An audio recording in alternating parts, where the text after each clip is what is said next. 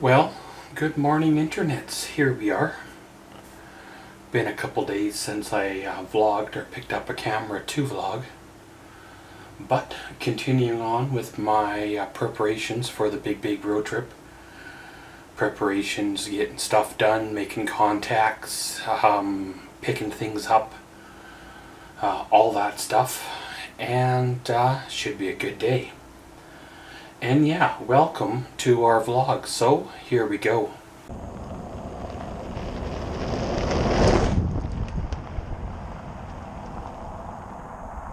Well, of course, it's another one of them days. The weather is still up and down between flurries and rain and cold and, well, I guess not cold as in cold, but cold as in, -3, -4, but compared to, -40 like we seen, or 45 or whatever it was this winter, -4 is nothing. Well, today I need to go down and talk to a place about some services. Been trying to get things going at other businesses around town here, but they seem to, I don't know, not think I'm serious maybe, or not want the business, or just don't want the job because they're making too much money, You got a guy that wants to lay down some cash per se, and these people don't even seem interested. They can't even get you back with a quote on the job, And when you call them, they say, oh, we haven't got the quote done yet. And it's like, I'm not rushing them, but at the same time, it's been 2 weeks. You'd think a simple quote, X number of square footage or yard material and X number of labor to apply said material, and 800 and some odd dollars later, there we go, right? And I've run into this before. I'm not sure if it's this town in general or what it is. When I wanted a lift kit for my 2016 Canyon, the place that sells lift kits in this town drug their heels and ended up selling me a leveling kit, which brought the front end of the truck up. Really didn't do much for an actual lift for the truck per se. For $1,200 I gained about an inch, and it was an expensive inch for $1,200. I was looking at something 4, maybe 6 inches or so, depends. Well, this time around, I'm looking for some things for the summer here. I'm trying to get them nailed down, and I don't know, there's 3 shops in this town that provide services like it, and the first 2 I went to, they said they didn't have an installer for the one. The second one I went to said they'd get back to me with a quote or job price, and that was like a month ago, and they still haven't. And I checked my emails, and there's nothing gone through, or nothing in the spam folder, or whatever it is. I went to another job or another business the other day, and that was like 3 days ago now, and they said the same thing, and they haven't emailed out a quote. Well, today there's another business that I want to go and check on out, see if I can go a slightly different route. It is a nice truck, and I want to make sure that it's not too tacky, because, well, obviously when you're borrowing a vehicle, you have the person who you're borrowing it from's opinion, as well as your use that you're trying to use it for the summer. So you don't just put tinfoil up and call it good, right? They want it to look a certain way, and I guess it is what it is, right? And then after that, I need to stop by a couple of stores, pick up some small items, and then go down to a fabrication shop and deal with a personal matter or family matter that I've been trying to work through for the best part of 3 years now, that always seems to get pushed aside or not dealt with, or just easier to not deal with it than it is to finally deal with it. And once it's done, fabricated, I can install it, and then that chapter is done. That thing has been finished finally, and it'll be a good thing to get it done. Well, a couple of years ago I started a route list for the big road trip that I want to go on, and over the last 2.5, 3 years I've added things to it, took things away from it, and organized and edited it and things like that. Well, I've been kind of working on it, and when my mind is calm and good, I can get things done and get it squared away. But when it's chaotic and messed up and confused, I'm a total disaster and can't think and plan things out. And well, last night I finally was able to get it done. Finally got it done. There's over 60 stops so far, and I'll probably find 1 or 2 more in the meantime, and you never know on the road, right? You might run into points of interest or abandoned houses that aren't on the internet per se, or you might run into other things that you want to stop. So quite easily, you know, that 60 could turn into 70 or 80 stops in over a 1 month period, or, you know, month and a half or so period. And it is what it is. Kind of enjoying things for what they are this summer, because you never know what next year holds. The way things have changed in my life over the last 3 years, it seems to be progressively getting worse. And if I wait another year, will I not be able to do it? So get her done, get her over with per se. I have the memories in my head that can never really be took away, and if I'm able to do another run, there's always through BC or southern type of Saskatchewan has some nice areas as well, so you never know how she rolls, right? But pretty much, guys, going to strike out here, get a few things going and rolling for the day, see what she rolls, and we'll catch you all later. Well, hello internets, here we are with a little bit of an update. Well, the day was a good day. It was a steady day. Little bit of a tiring day, but well, another day nonetheless. Well, was all geared up this morning to head her on out and get a few things done when my phone rang, and it was one of the places that I went to that hadn't called me back. And it turns out they wanted me to stop by so they could throw some more measurements.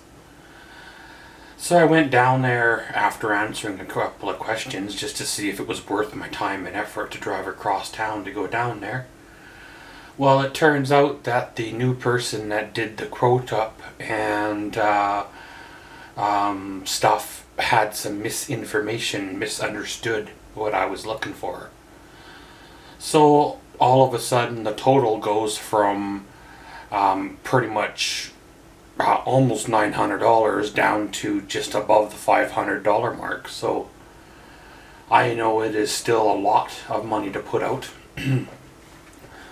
Especially when that $500 is going to be a good chunk of what I have, you know, set aside. However, it kind of needs to be done. It's kind of one of them things that is part of needing to be done. And yes, I can do it myself, or I could have at one time done it myself, because I have done it myself on 2, 3 other of my vehicles. However, that was many years ago, back when I was younger, more steadier.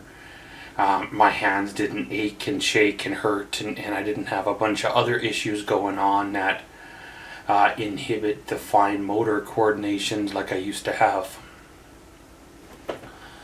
So because they called me back, which was nice, it saved me 3 more potential stops today, which shortened up the running around like I had to do or had scheduled to do.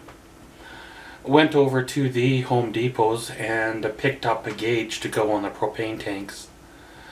Yeah, I know nowadays they have tanks with gauges built into them and stuff like that, but when you're traveling, sometimes you can't find a service station with a licensed person to fill those tanks, hence why there's those exchange tanks everywhere.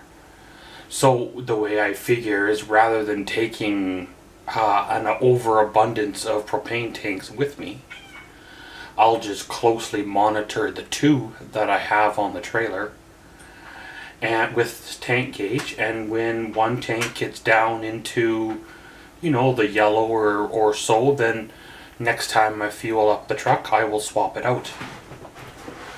Usually you can tell how empty a tank is by how light it is. However, when it's fastened to the trailer, you very well can't lift it up and shake it like a madman. It's hard to tell the weight because it's attached, right? As well as done some other running around, picked up a couple more things I was feeling a little wrecked by earlier on in the afternoon, so decided to shut her on down, come on home to relax, rest for a bit. That seems to be the way things are working out, is I go for a bit and then stop, rest for 3, 4, 5 hours, whatever, and then go back out and do some more, or do some more the next day. My mind works in such a way as I want to be prepared. Like, I want to take, like I mentioned, there are extra propane tanks and extra cases of water and extra spare tires and extra this and extra that. And yes, there's going to be seclusion where I am, hour and a half maybe away, or 2 hours away from a nearest town per se. But it's not like I'm driving through the middle of nowhere. There's always a town close by, or always another place close by to get water or propane, or if you have a flat. The truck has a spare, the trailer has a good spare, everything is good to go. And then you deal with it when you get to the next town, even if it does cost you a day in your journey. They can change it out, and away you roll, right? Sometimes the less stuff you take, the better it is, and the more stuff you take, the more of a hassle, the more drowned you are in stuff. When I went to Drumheller the first year, I took 6 or 8 boxes of firewood with me. Well, the way the campsites were set up, there was no room for a fire, especially once you got the cargo trailer in there and the canyon installed. There was no room for a fire.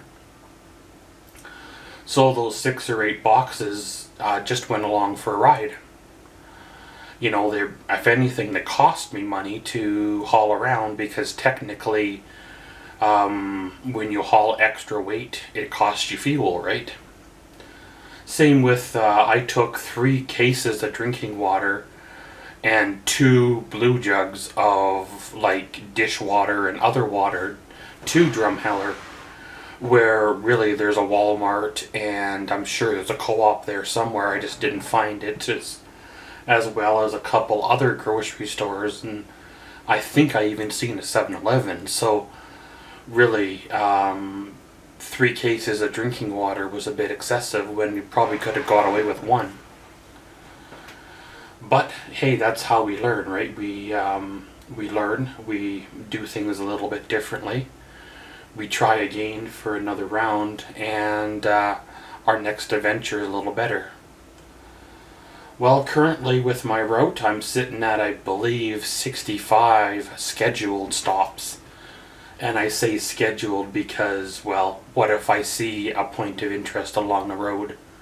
Whether it's an empty house or an old foundation or something that I might want to shoot. So there could be a lot more stops than what is scheduled. And the way I've got things set up, majority of my overnights is going to be pretty much where I am when I get tired. whether it's in the middle of nowhere or in a Walmart parking lot or Home Depot parking lot or wherever type of parking lot. It would be nice to stay every fourth night or so in an actual campground, with a proper shower, so you can have a proper shower. But hey, it is what it is.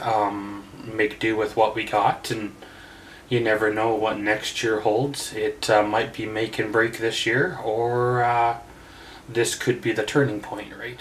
But pretty much, guys, the remainder of the day was a little bit of rest, a little bit of relaxation. Before you know it, the day is over, it is dark outside, and here we are now. Remember, we do have a fan mail box for all your fan mail needs. The link is down below, or I guess I should say address is down below, as well as the links to the Instagram, the Facebooks, and the Twitters. Those links are down below as well. Give us a like, give us a follow, send us a message. If you write me a letter to the fan mail box, I will write you back. If you do, please include a valid or a legible address and postal or zip code, because the way our postal system works, without that code, it's not going to go anywhere. But thanks for watching this here vlog. It is what it is. Another day in the books, and around we go. And as always, thanks for watching Maxwell's Vlogs. Comment, subscribe, and enjoy.